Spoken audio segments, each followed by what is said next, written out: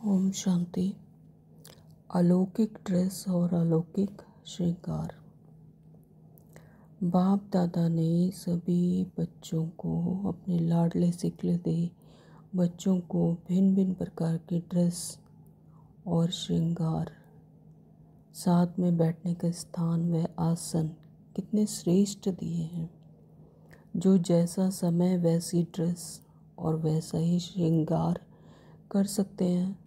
सतयुग में भी भिन्न भिन्न ड्रेस और श्रृंगार चेंज करेंगे ना, तो लेकिन संस्कार तो यहाँ से ही भरने हैं। ब्रह्मा बाप ने संगम युग की भिन्न भिन्न ड्रेसेस और श्रृंगार से ब्राह्मण बच्चों को सजाया है।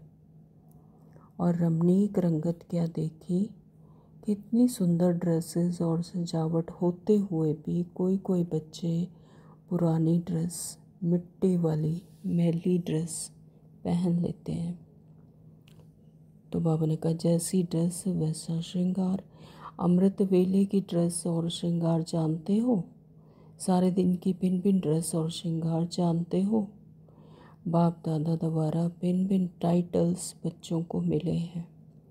तो भिन्न भिन्न टाइटल्स की स्थिति रूपी ड्रेस और भिन्न भिन्न गुणों के श्रृंगार के सेट हैं। कितने प्रकार के ड्रेसेस और सेट हैं। जैसी ड्रेस वैसा श्रृंगार का सेट। और ऐसे ही सजे सजाए सीट पर सदा सेट रहो। अपनी ड्रेसेस की गिनती करो कितनी है। उसी टाइटल की स्थिति में स्थित होना, अर्थात ड्रेसेस को धारण करना।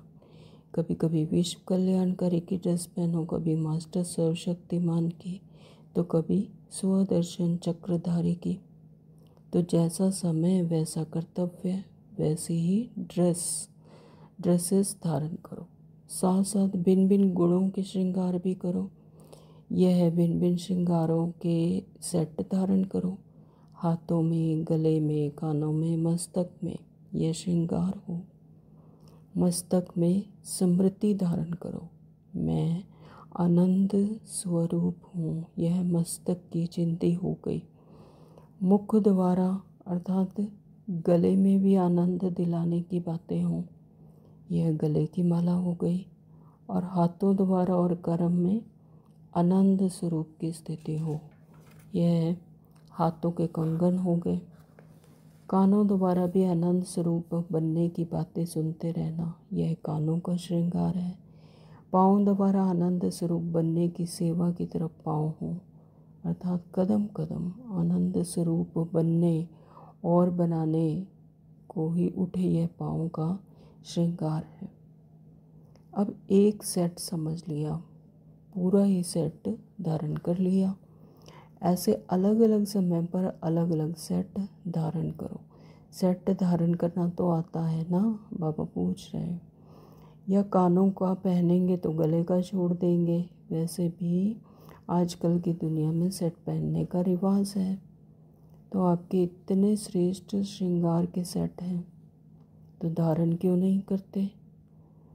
भिन्न भिन्न प्रकार के सुंदर ड्रेसेस छोड़कर देह अभिमान की स्मृति की मिट्टी वाली ड्रेस क्यों पहनते हो? ड्रेस और श्रृंगार की कंपटीशन देखी। कौन से बच्चे ड्रेस बदलने और पहनने उतारने में ही लग जाते हैं। अभी अभी एक ड्रेस धारण करेंगे, अभी अभी दूसरी ड्रेसेस उतार कर घटिया वाली पहन लेंगे। ज़्यादा समय श्रेष्ठ सुंदर ड्रेस पहन ही नहीं सकते। कोई तो बिल्कुल बदबू वाली ड्रेस पहन लेते हैं।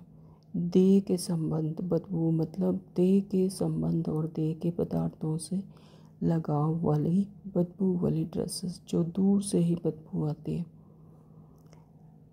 कोई गंदे चमड़े की ड्रेस पहने हुए हैं, अर्थात क्रिमिनल आई की चमड़ी को देखने की ऐसी गंदी चमड़े की ड्रेस पहने हुए हैं। तो किसी की भी ड्रेस पर गंदे दाग लगे हुए, किसी की ड्रेस पर गंदे दाग लगे हुए। गंदे दाग अर्थात अवगुण, अर्थात दाग को अपने में धारण करना। गंदे गंदे दाग वाली ड्रेस। तो किसी की ड्रेस बहुत खराब खून के दागों की, यानी विक्रम करना अर्थात आत्मघात करना, आत्मा की श्रेष्ठ स्थिति का घात करना। ऐसी ड्रेस वाले भी हैं थे। तो अब सोचो कहाँ सुंदर टाइटल्स की स्थिति की ड्रेस और कहाँ ये गंदी ड्रेस। तो श्रेष्ठ आत्माओं की ड्रेस भी श्रेष्ठ चाहिए।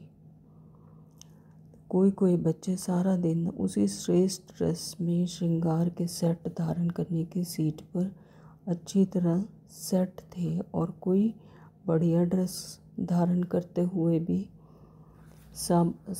सामने होते हुए भी धारण करना चाहते हुए भी धारण नहीं कर सकते। जब श्रेष्ठ टाइटल्स की ड्रेस पहनेंगे, गुणों का श्रृंगार धारण करेंगे, तो सतयुग में विश्व महाराजा विश्व महारानी की रजाई पहन पाएंगे। तो वैसे अब मायाजीत संगम युगी स्वराज्य अधिकारियों के टाइटल्स रूपी ड्रेस में स्थित होने के समय 5 तत्व और 5 विकार आपके अधीन होकर चलेंगे। ओम शांति। Thank you.